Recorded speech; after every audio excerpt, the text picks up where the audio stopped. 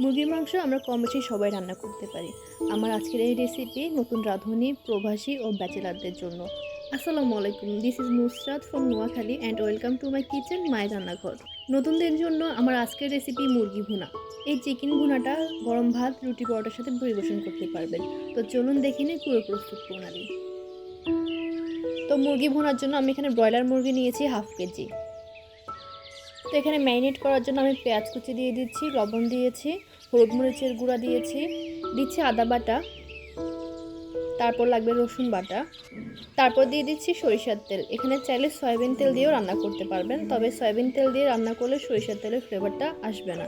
তারপর দিয়ে দিচ্ছি জিরা এবং ধনিয়ার গুঁড়া 1 চামচ, দিয়ে দিচ্ছি মুরগির মাংসের মশলা 1 চামচ। এই মশলাটা যে কোনো গ্রসারি সবগুলোতে পেয়ে যাবেন। তো এই পর্যায়ে আমি মাংসটাকে ম্যারিনেট করে নিচ্ছি। ম্যারিনেট করে এটাকে রেস্টে রেখে দেবো 30 মিনিটের জন্য।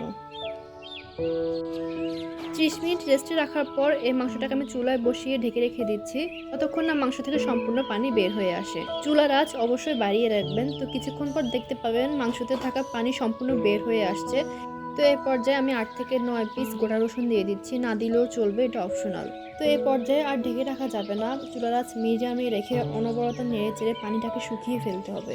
মাংসে থাকা পানি শুকিয়ে তেল বের হয়ে আসলে এ পর্যায়ে নর্মাল পানি দিয়ে দিচ্ছি। খুব বেশি পানি দেওয়ার দরকার নাই, ব্রয়লার মুরগি খুব তাড়াতাড়ি সেদ্ধ হয়ে আসে। তো এই পর্যায়ে পানিটা শুকিয়ে তেল বের হয়ে আসা পর্যন্ত অপেক্ষা করব। তো কিছুক্ষণ পর দেখতে পাবেন মাংসটা সেদ্ধ হয়ে গেছে আর কিছুটা তেল বের হয়ে আসছে। এ পর্যায়ে আমি কাঁচা পেঁয়াজ দিয়ে দিচ্ছি। যে কোনো মাংস রান্নার শেষ পর্যায়ে এভাবে একটু কাঁচা পেঁয়াজ দিবেন, এতে করে মাংসের টেস্টটা অনেকটাই বেড়ে যাবে। তো পেঁয়াজ দেওয়ার পর একটু নেড়েচেড়ে কুক করে নিচ্ছি যতক্ষণ না পেঁয়াজটা নরম হয়ে আসে। পেঁয়াজটা একটু নরম হয়ে আসলে আর কিছু দেওয়ার প্রয়োজন নেই, লাস্ট পর্যায়ে একটু ধনেপাতা কুচি দিয়ে দিচ্ছি। তো এই তো রেডি হয়ে গেছে মুরগি ভুনা। বাসায় এভাবে বানিয়ে ফেলুন, খুব ইজি একটা রেসিপি। আশা করি নতুনদের জন্য এই রেসিপিটা খুবই ইজি হবে। তো আমি চুলা অফ করে রান্না শেষ করব।